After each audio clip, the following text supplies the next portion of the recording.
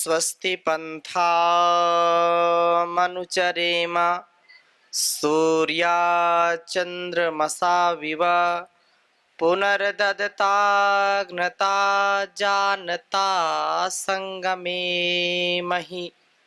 ॐ संघच्छध्वं संवदध्वं सम्मो मनांसि जानतां देवा भागं यथा पूर्वे संजानाना उपासते। प्रेम से मिलकर चलो, बोलो सभी ज्ञानी बनो, पूर्वजों की भांति तुम कर्तव्य के मानी बनो, पूर्वजों की भांति तुम कर्तव्य के मानी बनो। ओम शांति शांति शांति। प्रातः स्मरणीय वंदनीय जगत वंद्य परम पूज्य योग ऋषि श्री स्वामी जी महाराज तथा चरक सुश्रुत धन्वंतरी वाघ भट्ट जैसे ऋषियों के ज्ञान को घर घर पहुंचाने वाले आयुर्वेद शिरोमणि परम पूज्य आचार्य श्री जी महाराज, उनकी सूक्ष्म उपस्थिति को, उनकी प्रेरणा को हम प्रणाम करते हैं।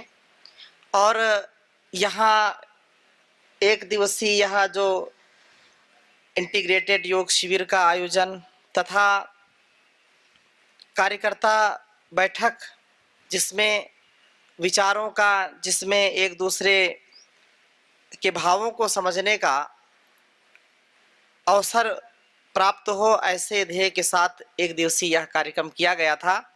और बहुत ही सुंदर जो पुरुषार्थ किया है, क्योंकि कोरोना काल के बाद तो काफ़ी गिरावट आ गई थी, लेकिन अब उस गिरावट को धीरे धीरे दूर करना है और उठ कर के खड़े होना है। जैसा परम पूज्य श्री स्वामी जी महाराज गुरुदेव का निर्देशन है कि अब घर घर योग पहुंचाना है, स्वयं भी योग करना है, दूसरों को भी कराना है। और जिनको भी आप योग सिखाएंगे, निसंदेह वह संगठन और संस्थान इस घर परिवार और संसार की सेवा में उत्तम अपनी भूमिका निभाएंगे। हमारी बहुत ही यशस्वी जो राज्य की टीम है, जैसे हमारे आदरणीय विनोद पारिक जी, जिनको अभी मुख्यालय में सेवा का विशेष उत्तरदायित्व मिला हुआ है, हमारे आदरणीय श्री सुंदर सिंह जी पतंजलि योग समिति राज्य प्रभारी, आदरणीय श्री करुणाराम जी पतंजलि किसान सेवा समिति, आदरणीय श्री नरेंद्र जी युवा भारत राज्य प्रभारी, आदरणीय श्री दिलीप कुमार जी सोशल मीडिया राज्य प्रभारी, आदरणीय श्री हुक्माराम जी किसान सेवा समिति राज्य प्रभारी, ये अपने अपने उत्तरदायित्वों में निरंतर जहां जिसको लगा दिया जाता है पूरी प्रामाणिकता के साथ उत्तम सेवा देते हैं। जोरदार इनका अभिनंदन करेंगे। और इसी प्रकार से जो निरंतर जिला स्तर में बड़ी भूमिका निभाते हैं, आदरणीय श्री नरेंद्र पाल सिंह जी, जो इतना सुंदर परिसर है इनका और उत्तम व्यवस्था के साथ उत्तम सेवा देते हैं, तो आदरणीय श्री नरेंद्र पाल जी के लिए भारत स्वाभिमान जिला प्रभारी एक बार जोरदार अभिनंदन करेंगे। आदरणीय श्री हुक्मी चंद जी, तो हमारी मातृशक्ति पवन जी आर्या श्रद्धामयी माता जी के लिए भी जोरदार अभिनंदन करें। मातृशक्ति को निरंतर ये आगे बढ़ाती हैं पूज्या दीदी के मार्गदर्शन में और विदुषी हैं। आदरणीय श्री उकेंद्र सिंह जी युवा भारत जिला प्रभारी, इनका भी जोरदार अभिनंदन करें। और ऐसे ही जिला और तहसील ग्राम पंचायत तक जो संगठन को पहुंचाना है।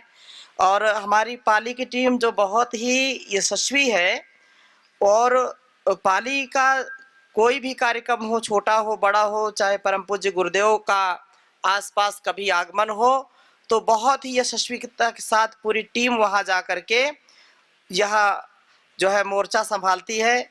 तो ऐसे हमारे आदरणीय सभी जिला प्रभारी, आदरणीय और नागौर की भी टीम जो निरंतर सहयोग करती है, सदा आगे बढ़ती है और बढ़ाती है। आदरणीय जिले की जो टीम है, आदरणीय हमारे ओमकार जी, आदरणीय विक्रम जी, आदरणीय भीख सिंह जी, आदरणीय विक्रम हरण जी, आदरणीय दिनेश जी, रताराम जी, आदरणीय राजेंद्र सिंह जी, आदरणीय रमेश जी, एक बार जोरदार अभिनंदन करें। और आदरणीय दिलीप माली जी, आदरणीय मोहन जी पुरोहित, आदरणीय श्री मथुरा जी, आदरणीय नारायण सिंह जी जो पिंडवाड़ा केदर और आबू रोड, शिवगंज, इन तहसील प्रभारी हैं, जोरदार अभिनंदन करेंगे। और जो हमारी टीम आई हुई है जिसमें निरंतरता के साथ उत्तम सेवा देते हैं, आदरणीय हमारे रणजीत जी, आदरणीय अंबालाल जी, जो पाली की टीम, बहुत यशस्वी आप सब हैं, जोरदार अभिनंदन पूरी पाली की टीम के लिए। नागौर से हमारे आदरणीय सीताराम जी, महेंद्र जी और उनकी टीम के लिए जोरदार अभिनंदन करें। जोधपुर से आदरणीय लालचंद जी, आदरणीय और भी उनकी पूरी टीम जो आई हुई है। बालोतरा से बाबूलाल जी और उनकी टीम के लिए जोरदार अभिनंदन करें, क्योंकि ये कहीं भी आसपास का कोई कार्यक्रम होता है तो पूरी टीम के साथ वहां पहुंचते हैं। आइए एक प्रार्थना के साथ आज की कुछ संदेश आप तक संप्रेषित करता हूं। परम पूज्य गुरुदेव का उत्साहवर्धक और बहुत ही यशस्विता के साथ हम जीवन को जिए, संगठन और संस्थान की सेवा में हमारा उत्तम सहयोग हो, इस दृष्टि से हमको पूरी सजगता के साथ आगे बढ़ना है। और याद रखना, जब हम उत्तम सेवा से युक्त होते हैं तो संसार में सभी रोगों से, दोषों से मुक्त होते हैं। रोग दोष से बच नहीं सकते जब तक हमारे जीवन में योग का, अध्यात्म का, गुरु परंपरा का, अपने वेद उपनिषद दर्शनों का, अपनी सनातन पुरातन परंपरा का गौरव नहीं होगा। जब तक हम उसको जीवन में जिएंगे नहीं, अपने मनसा वाचा कर्मणा उसको आत्मसात नहीं करेंगे, तब तक पूरी आनंद की और पूरी हमारे सुख की, शांति की अनुभूति हमको नहीं प्राप्त होगी। हम किसी भी पदार्थ को जब तक खाएंगे नहीं, चखेंगे नहीं, उसके गुण हम कितने गिनाते रहे, कभी रस उसका आता नहीं है। क्या आएगा? कभी नहीं आएगा। दिन भर हम रसगुल्ले की चर्चा करें, मुंह मीठा होगा क्या? जलेबी की चर्चा करें, जलेबी कथा शुरू हो जाए तो जलेबी की जो रस है, जो स्वाद है, रसना में आएगा क्या? कभी नहीं आ सकता है। ऐसे ही जब तक हम योग की खूब चर्चा करें और योग करें नहीं, हमारे गुरुदेव ऐसे हैं जो कहते भी हैं, करते भी हैं और दुनिया को दिखाते भी हैं। तो हम उनके शिष्य हैं। हम जितना कहें उससे ज्यादा करें और सारे संसार में, सारे इस जहान में अपने जीवन को महान बना करके उत्तम से उत्तम सेवा प्रदान करें। यही जीवन और जगत के कल्याण का सबसे बड़ा साधन है। हम यदि स्वयं, क्योंकि मनुष्य का जो है मनुष्यपन इसी में है कि वो जो कुछ भी संसार से पाया है, जो कुछ गुरु से जान पाया है, जो कुछ इस धरती माता से सामर्थ्य पाया है, जो कुछ भी समाज से, राष्ट्र से पाया है, उसको वो उससे कई गुना बांटने का जब प्रयत्न करता है तो उसका जीवन सार्थक होता है।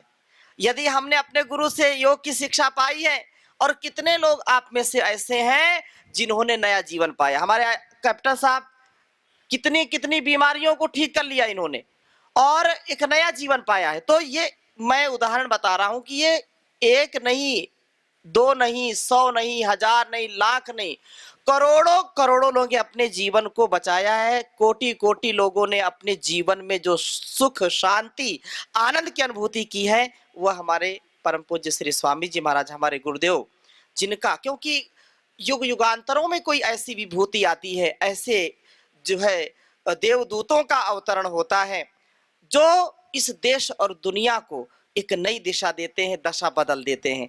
ये सदा से ये भारतवर्ष योगियों का देश रहा है, सदा ऋषियों का जो है गुणगान करने वाला देश रहा है, वीर वीरांगनाओं का देश रहा है। इसलिए हम घर घर में योग का आधान करें और घर की जो स्थितियां हैं, जो विसंगतियां हैं, उनका समाधान करें। योगा समाधि, समाधि एवं समाधानम। जब तक हम योग नहीं करेंगे तब तक हम रोग से ग्रसित रहेंगे। ये सारे संसार का आज निचोड़ है। एक वैज्ञानिक सत्य तथ्य है कि जो व्यक्ति मनसा वाचा कर्मणा अपने मेंटल एंड फिजिकल सोशल जीवन को शुद्ध, पवित्र और समरसता से युक्त करना चाहता है तो एकमेव उपाय है योग करना और कराना। इससे अध्यात्म का भी, हमारे संपूर्ण अस्तित्व का उत्कर्ष होगा और कभी अपकर्ष नहीं होगा। मूलाधार से सहस्त्रार तक सुसुप्त शक्तियों का जागरण होगा। मनुष्य के अंदर वह सामर्थ्य है, वह शक्ति है, ये पूरी दुनिया को बदल करके रख सकती है। हम अपने स्वरूप को पहचाने। हाँ, ये बात जरूर है कि नो रिस्क नो गेन। करना तो पड़ेगा, चलना पड़ेगा। अब कोई व्यक्ति बोले हम चलेंगे नहीं और मंजिल पा जाएं, मिलेगी क्या? हरिद्वार से भी हमको चलना पड़ा कि नहीं, 2-2 कदम बढ़ करके, फिर जो भी वाहन, क्योंकि जितना लंबा सफर है, जो सुलभ वाहन है, संसाधन है, उनका तो प्रयोग करना ही है। लेकिन बात यह है कि जब तक हम मंजिल को जो है सुनिश्चित नहीं करेंगे, अपने टारगेट को जब तक सुनिश्चित नहीं करेंगे और जब तक उधर कदम नहीं बढ़ाएंगे, तो संसार में याद रखना कुछ भी हम कर नहीं पाएंगे। हमको ध्येय के साथ time and target based work करना है। परम पूज्य गुरुदेव का जो निर्देश है कि हमको अधिक से अधिक कक्षाओं का, योग कक्षाओं का स्थापना उनकी, फिर धीरे धीरे उनमें और रसदार उसको योग कक्षा बनाना, जिसमें लोग अधिक से अधिक आए। आप योग को करने को, कराने को, योग कक्षा को अपना परम कर्तव्य माने, परम धर्म माने, परम स्वकर्तव्य मान करके इसको सदा आगे बढ़ाने का कार्य करें। तो इससे संगठन भी मजबूत होगा, इससे सनातन भी मजबूत होगा, इससे हमारी संस्कृति को संबल मिलेगा, इससे घर परिवार के संस्कारों में दिव्यता आएगी। हम स्वयं योग करेंगे, दूसरों को कराएंगे, तो कैसे रोगी रहेंगे? हम निरंतरता से और तत्परता से, परस्परता से, प्रीति पूर्वक, रीति पूर्वक, नीति पूर्वक इन कार्यों को करें। छोटी छोटी बातों में परेशान होना, छोटी छोटी बातों में गुस्सा करना, तो इससे कभी घर परिवार चलता है क्या?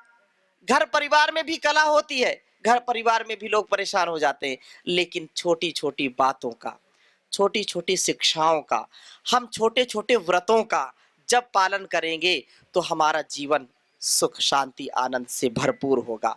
हमारे अंदर के दोषों का, दुर्गुणों का कभी भी हमारे अंदर प्रवेश नहीं होगा, वो दूर होगा और व्यक्ति मजबूर नहीं होगा, व्यक्ति सदा मशहूर होगा योग के, अध्यात्म के और अपनी सनातन पुरातन गुरु परंपरा को आत्मसात करके जीवन का उद्धार होता है, सदा परिष्कार होता है, कभी व्यक्ति तिरस्कार को प्राप्त नहीं होता। हम जितने भी यहाँ बैठे हैं, चाहे मुझ सहित हमारे राज्य प्रभारी हो, जिला प्रभारी हो, सब ने इस जीवन को इतनी दिव्यता से जीने का प्रयत्न किया है। और आज हमको लोग जो जानते हैं, पहचानते हैं, किसके कारण पहचानते हैं? परम पूज्य गुरुदेव के कारण पहचानते हैं, योग के कारण पहचानते हैं, पहचानते हैं कि नहीं? इसलिए हम अपनी संस्कृति, अपने संस्कारों को, अपने व्यवहार को इतना यशस्वी बनाएं, क्योंकि यही सच्ची कमाई है और यही कमाई हमारे साथ जाने वाली, और दूसरी कोई कमाई साथ में जाने वाली नहीं है। इसलिए अपने व्यक्तित्व में सेवा का भाव, सेवा धर्म यद्यपि कठिन धर्म है, सबके स्वभाव में, सबके जो है भाग्य में मिलता नहीं है। सामर्थ्य तो बहुत है, लेकिन सेवा का स्वभाव नहीं है, तो कैसे करेंगे? सेवा का स्वभाव होना चाहिए, और जितना सामर्थ्य हमको मिला है, जितनी हमको बातें आती हैं, आरोग्यता की, जो कुछ भी हम शिक्षा दे सकते हैं, उसको देने का सदा कार्य करना चाहिए।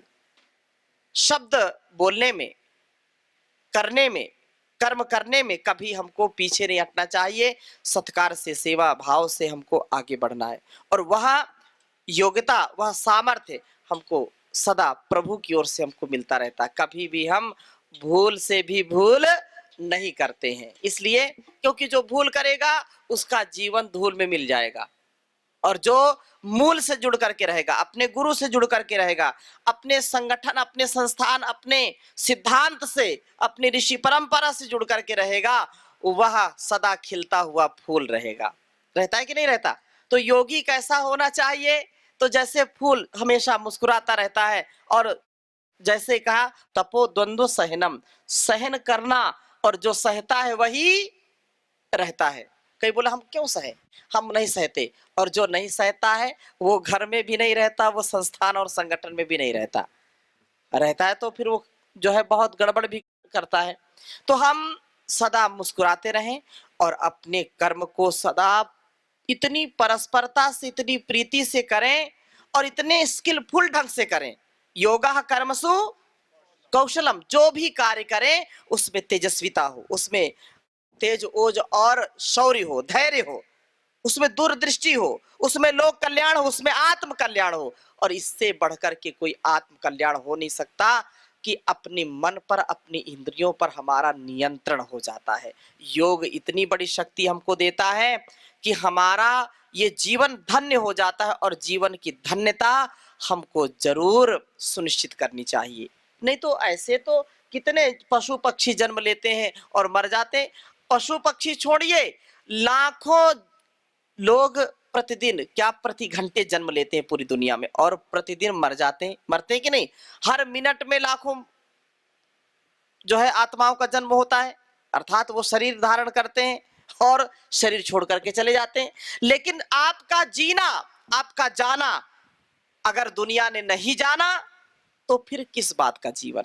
आपका जीना दुनिया जाने, आपका जाना दुनिया जाने, तब वास्तव में जीवन की सार्थकता है, जीवन की धन्यता है। इसका सबसे अच्छा साधन है कि हम योग की शरण में रहें, अपने स्वकर्तव्य का पालन करें, कभी इससे विचलित ना हो। निंदन्तु नीति निपुणा यदि वास्तुवन्तो लक्ष्मी समाविशतु गच्छतु वा यथेष्टम अद्यैव वा मरणमस्तु युगान्तरे वा न्यायात् पथा प्रविचलन्ति पदम न धीराः। जो हम जीना चाहते हैं सच्चाई अच्छाई के साथ, तो उसमें लोग कुछ ना कुछ तो कहेंगे। अच्छा करेंगे तो भी कहेंगे और बुरा करेंगे तो भी कहेंगे, कुछ ना कुछ तो कहना, लेकिन तुम चलते रहना, सहते रहना और आगे बढ़ते रहना। कुछ तो कहेंगे लोगों का हम कहना, लेकिन तुम अपने काम में लगे रहना, और जब जो काम आप करोगे वो उन्नति ही होगा।